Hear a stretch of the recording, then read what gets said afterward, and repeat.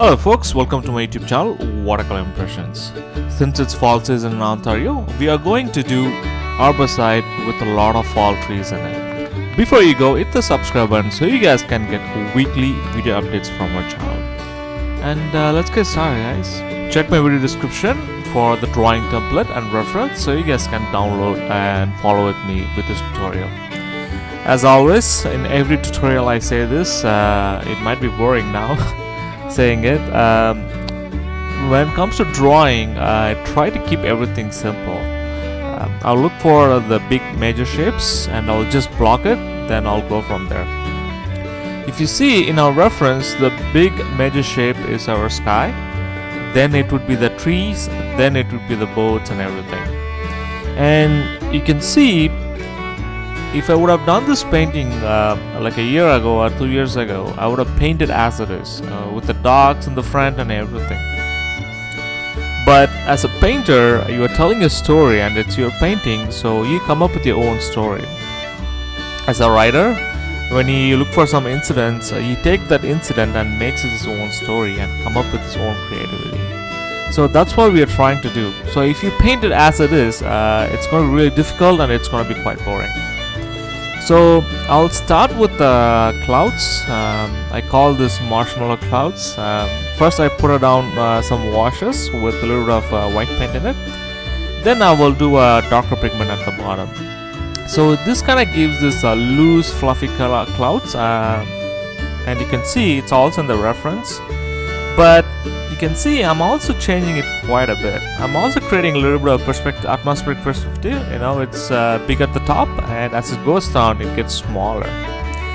And this painting is not all about the clouds. It's all about the fall colors at the background and the midground with a lot of colors in it, and the boats which it's sitting on it. And of course, the water is also really important as well because that helps to lead into the painting. So since my water is quite damp, so I'm going to put a little bit of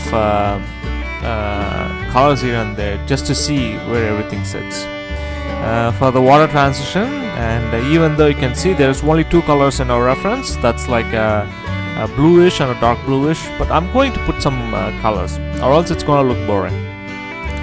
So now we framed our the trees, and now we can also put some wavelets. So this also create a impression of waves once it dries out, and you can see it already created a little bit of transitioning of water from the foreground to the midground. And I'm trying to keep it really simple, not to put down that many marks. So I'll start with the background. So I wet the paper at the background and I'm putting some colors. The colors I'm putting on the background, it shouldn't be that vibrant because even though in the photo or the picture I've taken, or if you go to in reality, the value is a little bit darker. So what I'm going to do, I'm going to create a little bit of perspective and distance by varying my values from the background to the midground to the foreground. So that kind of creates a depth, and it also brings us like with a lot of values in our painting. And you can see the trick to painting trees is to treat as a single shade. As soon as you think that you're painting a tree, you're doomed, and you're going to be painting for error. And I have did this mistake when I started painting trees. So the easiest trick is to combine everything and treat as a single shape.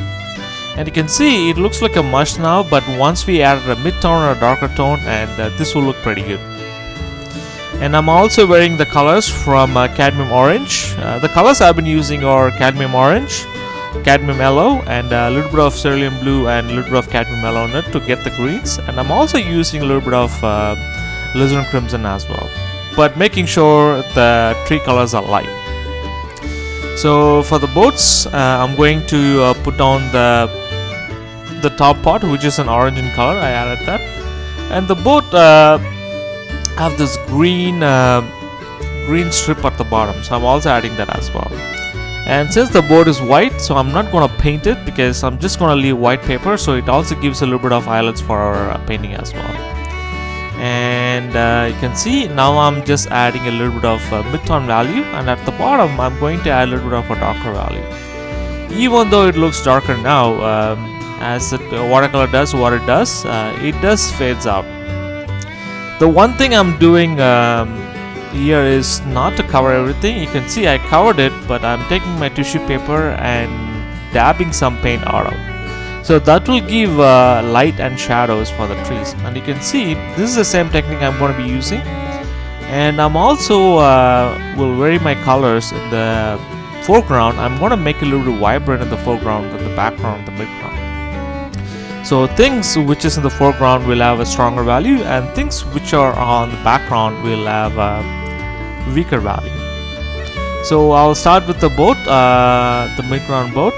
So the other way to enhance perspective in your painting is to have less details in your midground or in the background, whereas when it comes to foreground, you're going to add a lot of details. And you can see I'm not trying to be neat when I do this. As soon as you try to be neat, and you're going to end up with a really stiff painting. So I try to do my paintings really loose, and it's up to an artist's preference. If you want to do a realistic look, go for it. But I prefer it when I loose, because this is a fast sketch, I want to do a tutorial on it. So, and this also gives the freshness in your painting as well. So I'll build up this process, and there is also like a pathway where people walk to the steamboat and get on board. And I have been on this steamboat.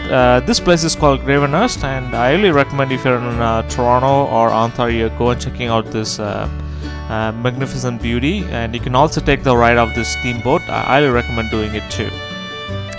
And the water was really weak for my at the background. So what I'm going to do, this also helps us to put down our reflections for the boat.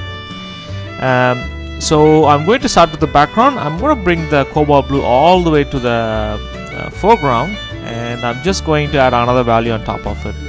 And you can see before it dries out, I'm going to put a white paint, and I'm going to let it bleed and do whatever watercolor does. And you can see as soon as we added that white paint at the bottom of the boat at the foreground, it creates the impression of waves already for us. And before it's drying out, I'm going to put a darker value, because you can't like have objects floating in space. And I also increase the pigment consistency on the bottom of the boat. And I'm also I'm doing the wavelets again, because it went really flat when I did the first time. And I let it dry for a bit. Now it's a matter of putting some white paint and bring some eyelets, which I missed to bring it. Sometimes when you paint in watercolors, there are sometimes you'll cover everything. I have a bad habit of covering everything, so sometimes I go and bring back some of the highlights I missed while I paint. And the reflections in the foreground are also really weak, so I'm going to bring some of the highlights back and connect with that in our foreground as well. And you can see as soon as we put down some highlights here and there using white paint, you could use Chinese white or gouache. It's up to artist preference. And you can see everything came alive as soon as we put down the highlights. And you can see I'm bringing down the reflections all the way to the foreground, because I want to connect the shape to the foreground as well. And you can also see our clouds, the top part is not like reading that much. It looks like a darker cloud, so I'm going to use white paint, and I'm trying to break these edges. There's nothing significant I'm doing now, so it's just a matter of bringing the clouds back. So now I'm adding some darker value as well, just to push back things here and there. And you can see I'm also adding a little bit of darker pigment for the trees as well. So there is nothing there is no birds in harborside, so I put down some birds as well. Even though it's not the reference, it also creates a little bit of harborside theme in our painting.